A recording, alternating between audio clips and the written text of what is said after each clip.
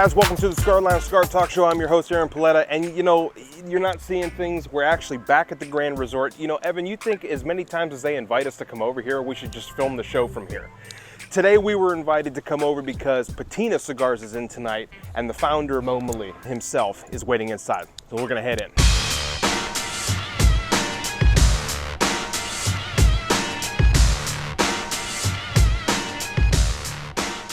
Hey guys, so we're finally inside here. I am with Mo. Mo, I appreciate you actually sitting down and speaking with me here. Yeah, pleasure's mine, man. So before I get into this, because I have some questions about your cigars, because I'm going to be 100% honest, I've never had your cigars before. Oh, that's good. So I love to come to these things specifically when I've never tried them, because I come in with a fresh mind. Sure. So I'm anxious, to say the least. Yeah.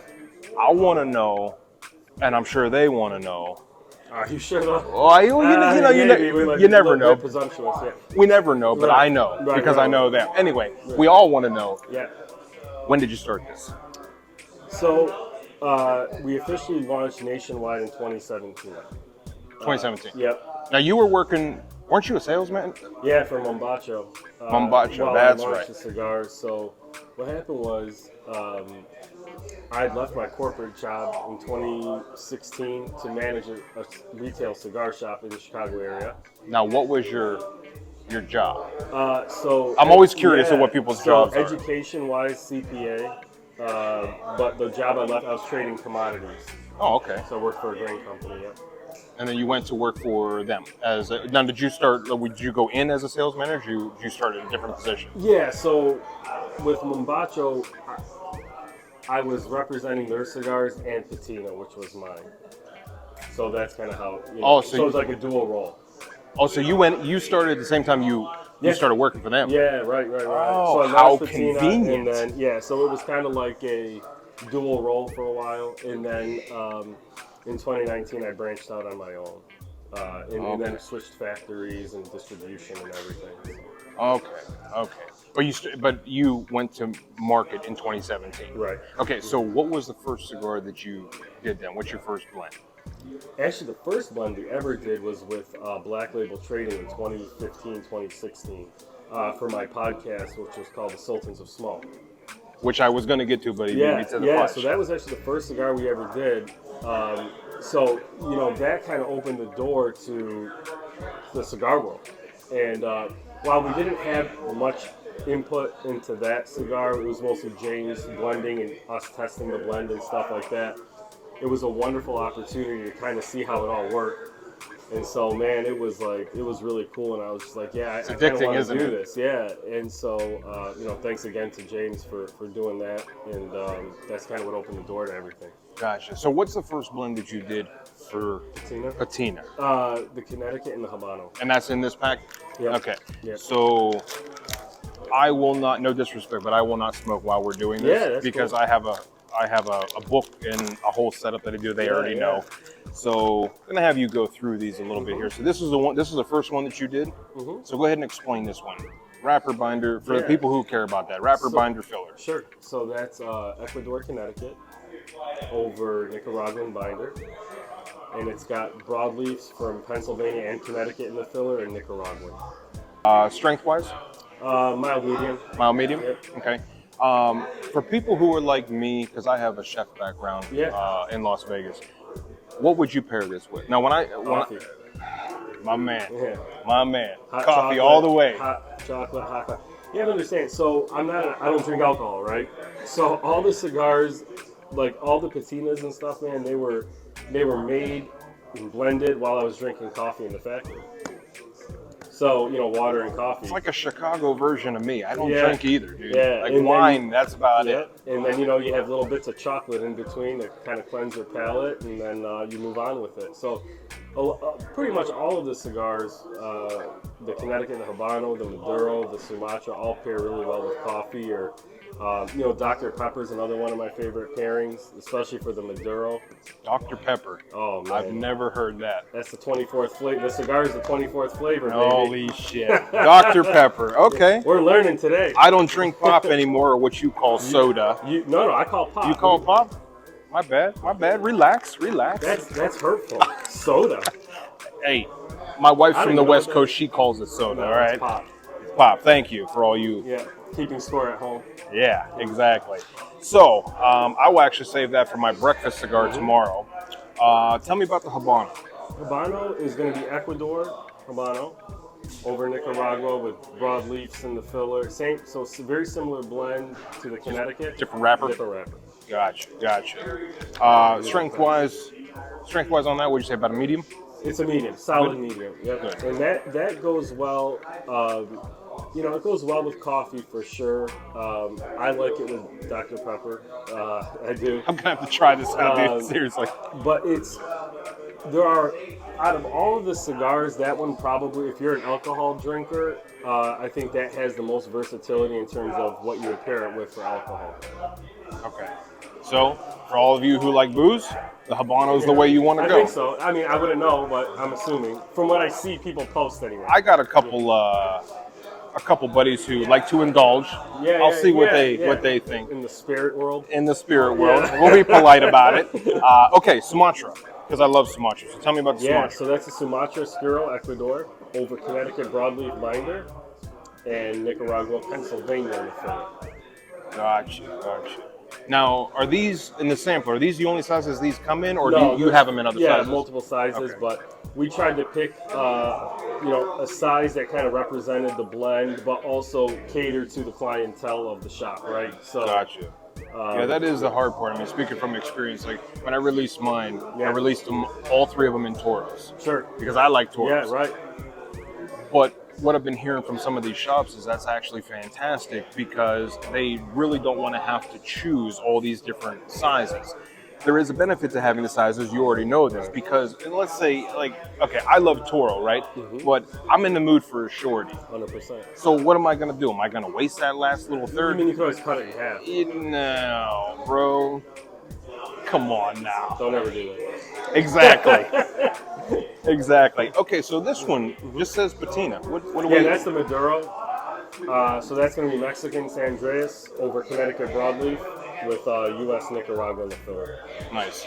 You hit me with the San Andreas. That's my favorite. Mm-hmm. That is my favorite. So, price point on these. What do these go for? Cigars range from about 8 to 13, 14 dollars. Okay, and that's pending your state, obviously, because every state is different. Vitola, obviously, but yeah, Gotcha. that captures kind of where the whole line is at. Good. That's a good price point to be at. So, kind of skipped ahead a little bit, so now I want to go backwards. Yeah. You had a podcast. Yeah. Seems like we all started the podcast. Yeah. So, man, me and my buddy Drew, we started that in 2014. Well, you went way back. Yeah. So that we were like,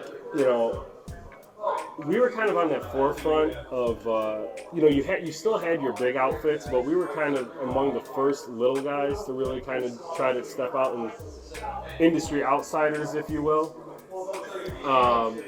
But man, we were one of the first ones to, we got to the point where Famous Smoke was sending us cigars to review. Southern Draw, we were one of the first people to ever review Southern Draw and Black Label, and Fratello, we were one of the first ones. So like, it was kind of cool, man. Like, we had, our scoring system was based on Arnold Schwarzenegger and Sylvester Stallone movies. So, it was fun, and we got to learn a lot, and it led to everything else after that. So you don't do that podcast anymore? We've been on hiatus. Drew has had some additions to his family, which is great, and so that's kind of taken up some time. But we're gonna hopefully kick it back up here soon. Nice. So they're on your website. So I took a little bit of a browse before I came in here. Yeah, that's not suitable for work, by the way.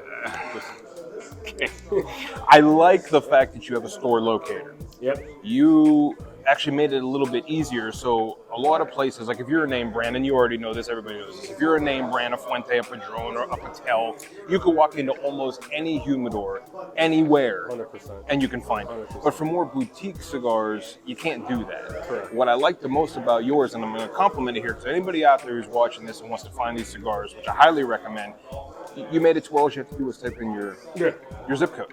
And it finds it within 50 miles, 100 miles. Yeah. Dude, that was fantastic. So it's funny you say that, because when I was talking to the guy who helps me with my website, because I don't know anything about that, he goes, "What's important?" I go, nobody looks at it, and you can tell by the views, right? Like nobody cares. Like when people go to the website, they're not looking at anything except where could I buy it. Yeah. So you got to make sure that that's as user friendly as possible. So we're like, okay, how can we do that? And that was the way, because otherwise I just had them listed out, right? Right. And so when we did it that way, it kind of just it helped. And you know, cigar websites are not that. They're not that important. If people want information about a cigar, they're typically going somewhere else to get it. Yeah, you can find anything you want to know on Cigars International, and everything that they have on there, they post about. You know, it's like but we Half needed wheel. to make sure, needed to make sure that that part was like actually worked and could help people find the cigar. Well, I found it interesting because I currently have the few stores that I'm in because I just started, so I have them listed like you just said. Well, I'm telling you now, I'm putting you on notice. I'm going to steal your idea in the future because it was great. I did it for the zip code that I live in now in Pennsylvania, but I also did it to find out where you were in Vegas because I lived in Vegas 14 years. And the couple places you're in Vegas, I used to go to. Okay, yeah. So I mean, it was cool to actually see that. Yeah, man. I mean, listen, you know, when you have 10, 15, 20, 30 retailers, yeah, you can list them out and it's fine. But, you know, as you kind of get bigger and you grow a little bit, you're like, okay, this needs to be More organized. more organized. Yeah. You can't. I mean, you can't. You know, have your entire page with thousands of stores on it. It's 100%. just not going to do it anymore. And then it wasn't even in any sort of like order that made sense. It was just silly. So, yeah. Well, I thoroughly enjoyed talking to you here. I'm dying to tap into this, and when we get off camera, I'll actually show you my book, that I use and why I wouldn't smoke one with you right now. But before we end this, is there anything in particular that you would like these viewers to know? Because everybody has their own little thing that they want to say, and I've interviewed a lot of people, and everybody has something different. Right. So, what do you want them to know? One of my favorite stories was, and I don't know, did you see the movie Air about Michael Jordan? No, and Nike? I actually don't watch TV movies. No, that's okay. But there was an important lesson there. And when Michael Jordan was looking to sign a shoe contract coming out of school, he did not want to go to Nike. Really? Nike was relatively unknown. He wanted to go to Adidas. Okay. Adidas was kind of like the big basketball shoemaker at that time, right? So Nike had to go really in pursuit. His mentality was like, nobody knows Nike, nobody cares about Nike, Nike's not relevant. And his mom, and they came to an agreement, his mom convinced him, his dad convinced him, hey, you should give this Nike a shot. And the Air Jordan was born, which, as you know, has completely revolutionized footwear for... for decades now. And so my point is, whether it's La Vega, whether it's Patina, whether it's some other brand maybe you've never heard of, it's worth giving it a shot. Because you never know that you never know, man. You might find a cigar you really, really like. Just because you don't know the name, you've never heard of it, don't let that stop you from potentially enjoying something awesome. So I'm at the point, I'm gonna expand on that a little bit. I'm at the point now in my smoking career where I've smoked so many thousands of cigars, I have to keep a log of them because I just won't remember. If I see the band out, it'll come back and I'll remember it. But I'm at the point where I agree with you 100%. I kind of shied away, and I'm reluctantly saying that, I kind of shied away from the boutique when I first got into it, but that's where everything starts, man. And now being boutique myself and encountering other boutique owners, you just never know what you're going to create. Especially because we don't have our own farms. No. We outsource. So you outsource from this farm to this farm to this farm. Dude, you never know the combinations you're going to create. Yeah. Boutique is where it's at. I think that, and this is what I think too, you have to understand your factory. You have to understand what they have a lot of, because no matter what you come up with, there has to be a consistency to it. So understanding what you have readily available to you on a consistent basis is how you're going to build lines that are going to last over time and be consistent. We've seen a lot recently, especially, either stuff's getting cut out of portfolios, or wrappers are needing to be changed, or binders, and a lot of that has to do with supply, right? So that is one thing. Like if I was starting again, and what I'm telling you is somebody who's just starting too, is make sure you understand what the factory has and try to work within that so you could be consistent over time. If you're making a limited edition, that's different. Right. You're only putting out 3,000. Who cares? You know, Know, this is what it is. But if you're wanting to build something over time, you got to have that consistency. Well, you heard it from the man himself, Mo.